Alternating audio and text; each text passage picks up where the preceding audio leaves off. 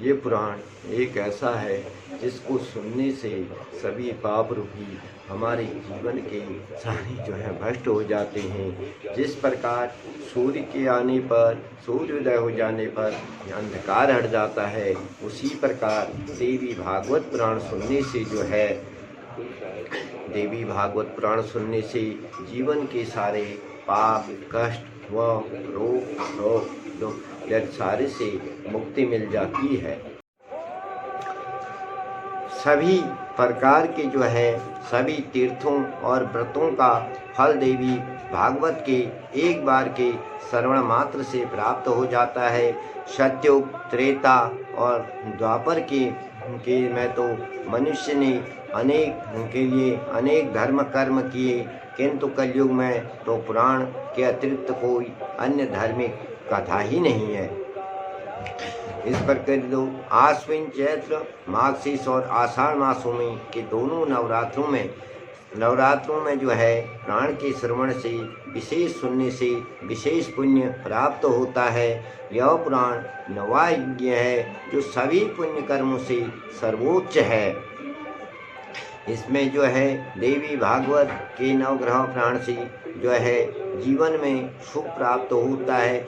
न गंगा न गया न काशी न सैन्य न मथुरा न पुष्करम पुनातिवदरिवरं यो नो यथा हि देवी मन्नयं व्यप्रा गंगा गया काशी नैमिषारण्य मथुरा पुष्कर बद्रीवनम आदि तीर्थों यात्रों से भी यह फल प्राप्त नहीं होता जो महादेवी की भागवत देवी भगवत पुराण से व उनके पारायण से होता यज्ञ से होता है।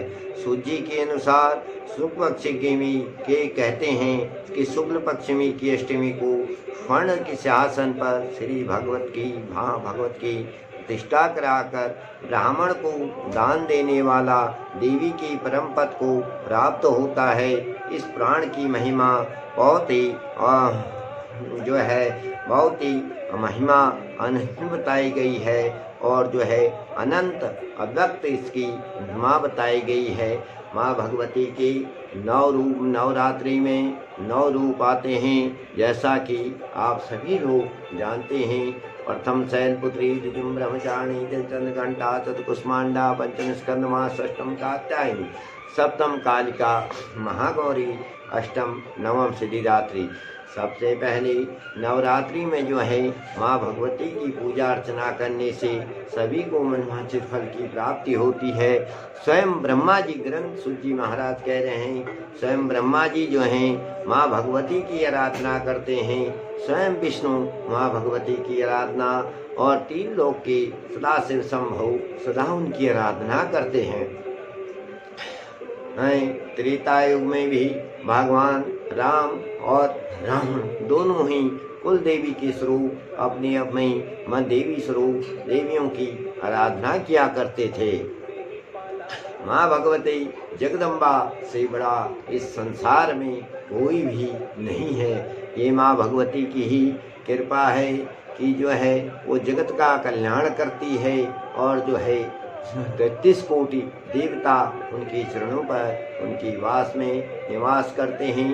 नवरात्रि में जो कलश की स्थापना जो बोया जाता है उसके ऊपर कलश रखा जाता है, वो इसलिए रखा जाता है कि जो है धन धान्य का प्रतीक है, धन धान्य का प्रतीक है, हमारे घर में खुशहाली हरियाली का प्रतीक है। उसके ऊपर जो है कलश में जल रखा जाता है। विष्णु भगवान हमेशा सागर में निवास करते हैं, इसलिए कलश में जल रखा जाता है। उसके ऊपर जो है एक नारियल स्वरूप रखा जाता है, जिसे चुनरी और वस्त्रों से षोडश श्रृंगार से सजाया जाना धर्म ग्रंथों के अनुसार बताया गया है।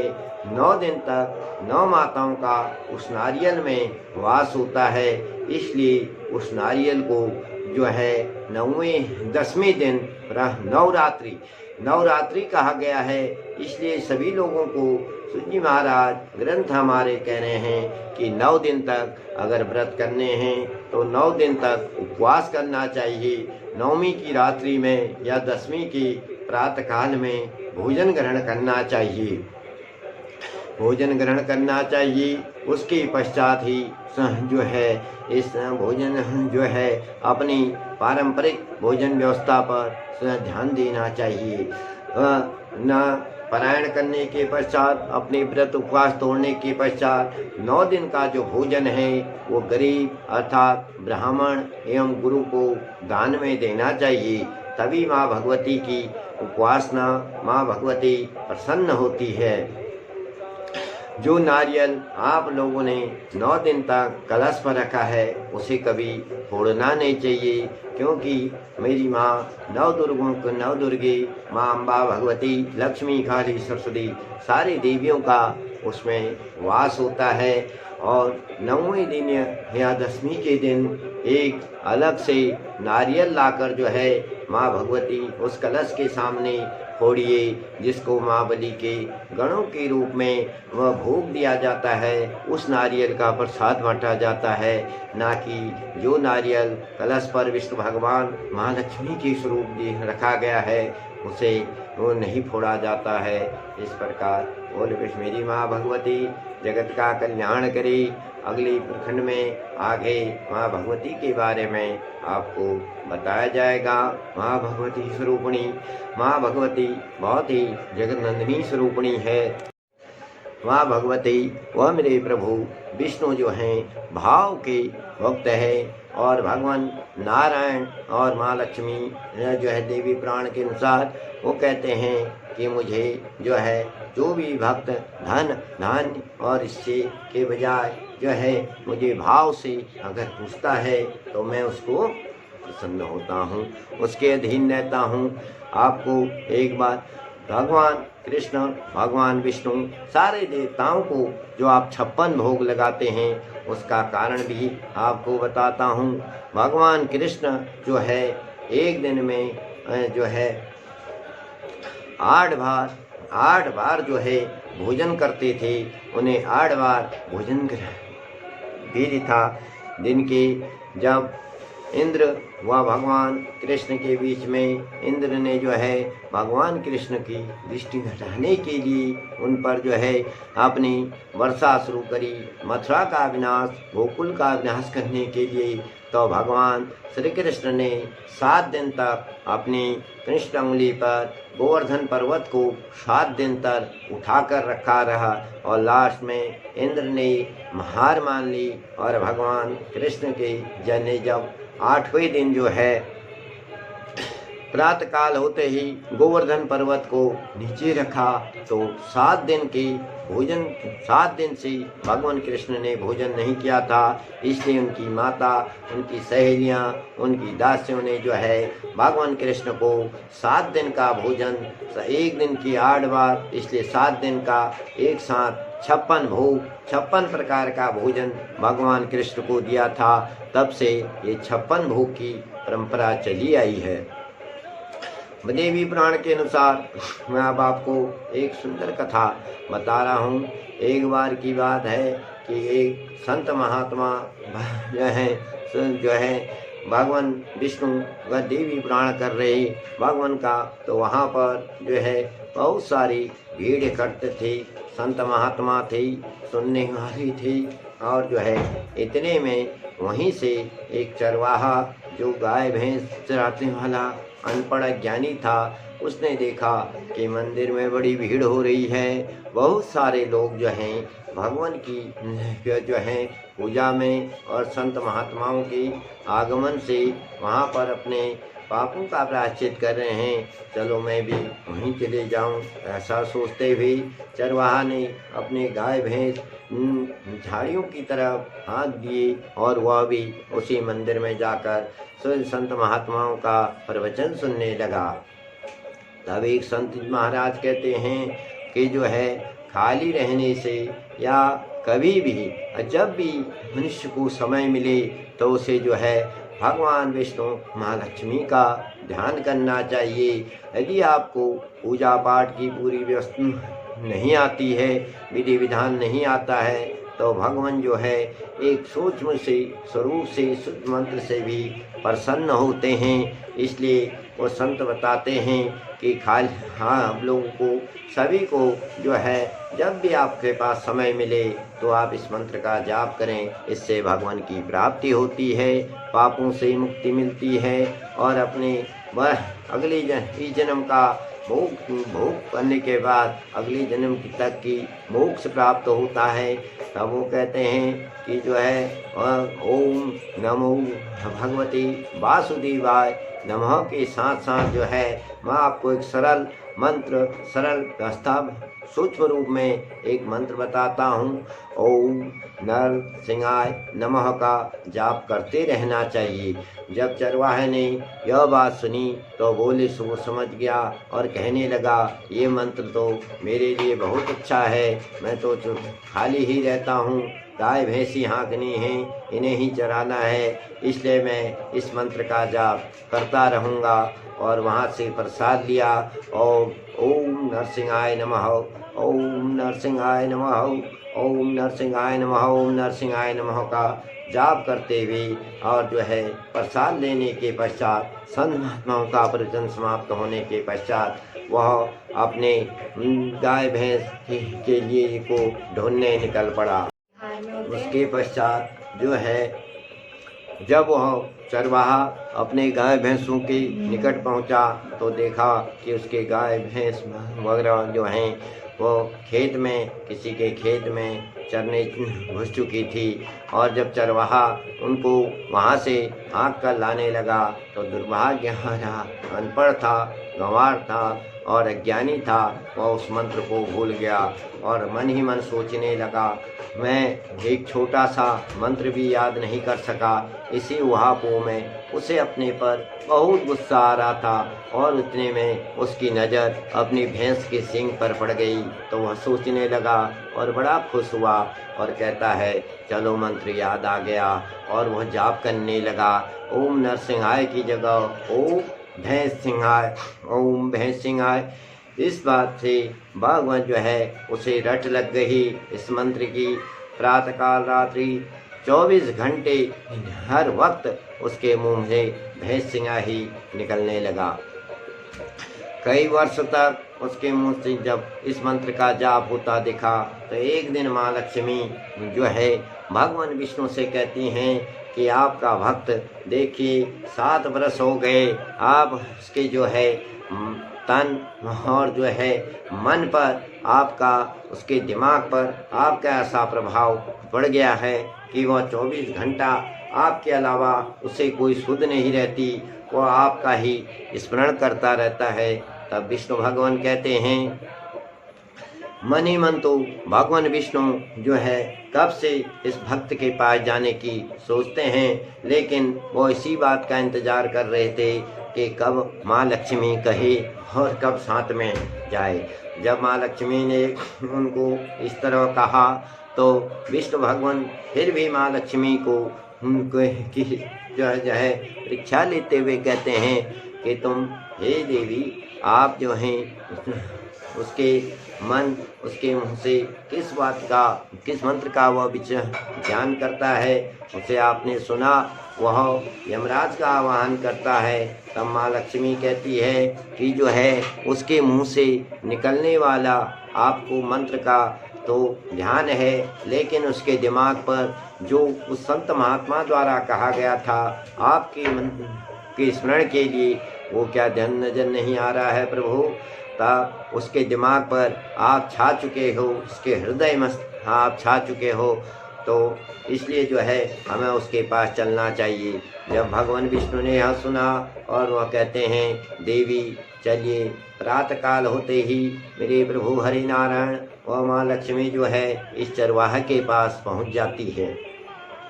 चरवाहे के निकट जाकर विष्णु भगवान जो है वहाँ पर एक गड्ढा होता है, उसमें छिप जाते हैं और माता लक्ष्मी उनके ऊपर घास फूस डालकर उन्हें ढक देती है, छिपा देती है। और माँ लक्ष्मी एक स्त्री स्वरूप एक औरत का रूप धारण करके चरवाहे के पास जाकर बोलती है, हिम्मदेवदन आप क्या जप रहे हो? एक बार पूछती है, 2 बार पूछती हैं, 3 बार पूछती हैं, लेकिन चरवाहा अपने प्रभु की आराधना में इतना मग्न है, इतना अपने जाप में कि ओम भैंस सिंहाय नमः, ओम भैंस सिंहाय नमः जपा जा रहा है। चतुर्थ समय में माँ लक्ष्मी ने जो औरत के रूप में, स्त्री स्वरूप में गई थी, इनको जो है एक धक्का मार दिया, जिससे इनका चरवाहे का ध्यान टूट गया और वह उस औरत को माँ लक्ष्मी को से कहते हैं क्या है। तब माँ लक्ष्मी पूछती है उस औरत स्वरूप में कि तुम किसका ध्यान कर रहे हो, ये क्या जप रहे हो? तब गुस्सा स्वरूप देखे प्रभु, मेरे प्रभु हरि नारायण की माया, तब वो गुस्से से कहता है तम पति वदंती, मैं तुम्हारे पति का नाम जप रहा हूँ। जो है फिर जो है महालक्ष्मी स्वरूप औरत के वो स्त्री कहती है मेरा पति कहाँ है? तब फिर गुस्से से कहते हैं उस गड्ढे में डाल रखा है, वहाँ जाइए, उस झाड़ फूस के नीचे मैंने उन्हें दबा दिया है, मेरा ध्यान भंग क्यों कर दिया, भागो यहाँ से। जब वो इतना कहते हैं तो भगवान और माँ लक्ष्मी, हरि नारायण और भगवान अपने स्वरूप में आ जाते हैं। भगवान विष्णु कहते हैं तू तो बड़ा अंतर्यामी है, मेरे से भी बड़ा अंतर्यामी है। और एकदम माँ लक्ष्मी और विष्णु को सामने देखकर अब तो चरवाहे के जो है प्रसन्नता के ठिकाने न रहे।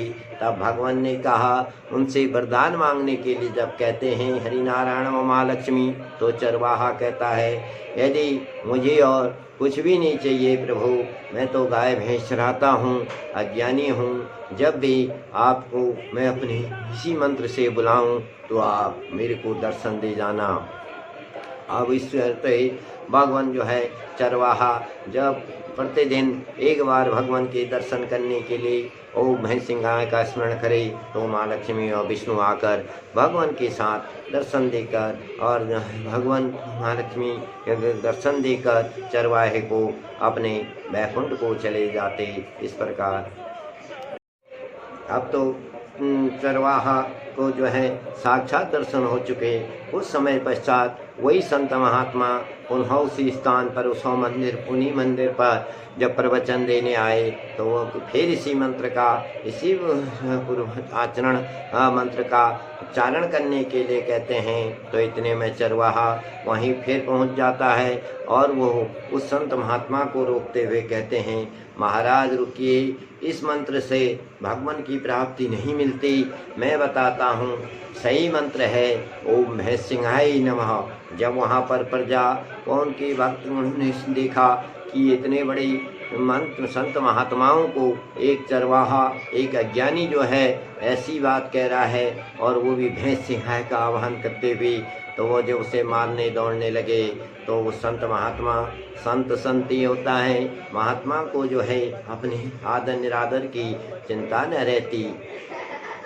तो उन्होंने उन्हें भक्तों को व प्रजा को रोक कर बोला यदि यह चरवाहा कह रहा है तो इसकी बात पर हमें कुछ सत्यता की जांच करनी चाहिए। और उस चरवाहे को साथ बुलाकर बोला आप ऐसा कैसे कह सकते हैं? तब चरवाहा बोला हे महात्मा, हे गुरुवर, मुझे तो आपने ये मंत्र दिया था लेकिन मैं भूल गया आज इस मंत्र का स्मरण, तो मैंने तो अपने भैंस की सींग देखकर इस मंत्र से आह्वान करता हूँ तो विष्णु लक्ष्मी मुझे दर्शन देते हैं मेरे प्रभु नारायण, और जो है हमेशा मेरे पास जब भी मैं इसी मंत्र से उनका आह्वान करता हूँ वो आ जाते हैं। तो जब वो संत महात्मा बोले यदि ऐसी बात है तो आप हमें भी दिखला दीजिए, तभी सत्यता प्रमाणित होगी। और तब चरवाहा उस संत महात्मा और प्रजा को लेकर जहाँ उसकी गाय भैंसें जंगल में चल रही थी वहाँ ले गया और उन्होंने फिर ओम भैंस सिंहाय का आह्वान किया तो विष्णु और लक्ष्मी आ तो गई। उन्हें तो दृश्य धीमान थी लेकिन बाकी लोगों को अदृश्य, बाकी न संत महात्मा न प्रजा किसी को नहीं दिख रहे थे। तो भक्ति ऐसी चीज है। तो चरवाहे को बहुत बड़ा गुस्सा आया और उसने जिस डंडे से वो अपनी गाय भैंसे हाँका करता था वही डंडा एक बार विष्णु भगवान और माँ लक्ष्मी पर जब उसने उठा लिया तो भगवान उनके इस भक्ति भाव से इतने प्रसन्न हो गए और कहते हैं कि तेरा भाव मेरे पास जो है, तेरे में न छल है न कपट है, तेरा भाव तो मेरे में अपने जानवरों की तरह तो मुझे प्यार करता है, इन्हीं की तरह तू मुझे जो है डंडा उठा रहा है, तो चाहता क्या है। तब वो चरवाहा भगवान से बोला, आप मुझे कुटवाओगे, आप मुझे पिटवाओगे, हे भगवान मेरी आपसे क्या दुश्मनी थी, और जो है आज अगर आपने इन भक्तों को दर्शन नहीं दिए तो मैं तो झूठा साबित हो जाऊंगा, इसलिए आपको इन पर दर्शन देने होंगे। उनके इस भाव को सुनकर विष्णु व मेरे प्रभु मेरे नारायण व मेरी माँ लक्ष्मी ने उस संत महात्मा को भी दर्शन दे दिए और प्रजा के संत महात्मा को दर्शन दिए, वहाँ पर सुनने वाली सभी प्रजा को भी दर्शन दिए। और जो है इतने में तब वो संत महात्मा और सभी प्रजा ने इस चरवाहे के पाँव पकड़ लिए और बोले, हमसे गलती हुई, हम तो मंत्र व्यवस्था पर लगे रहे और कभी भी हमने भाव से व तन व मन से प्रभु को अपने मन मस्तक पर नहीं बिठाया, और तुमने एक चरवाहा होकर भी भगवान की ऐसी आराधना करी, तुम्हारे पुण्य से आज हमें भगवान प्राप्ति हो गई और हम मोक्ष को प्राप्त हो गए। तब वो संत महात्मा जो है भगवान ने उन्हें मोक्ष प्राप्त का वरदान दे दिया। संत महात्मा और चरवाहा अंत में इस लोक में सुख भोग कर अंत को परम गति को प्राप्त हुआ। इस प्रकार मेरी माँ लक्ष्मी के कहने पर विष्णु द्वारा वरदान मिलने पर समस्त देवता समस्त लोक जगत का कल्याण हो और मेरी माँ दुर्गे, अम्बे, भवानी, गौरा, काली, लक्ष्मी, सरस्वती तेरी माते स्वरूपिणी अष्टोत्तरी माते जगत का कल्याण कर जगत के ऊपर आई विपत्तियों का नाश करे। मेरी माँ भगवती सभी भक्तों का कल्याण करे।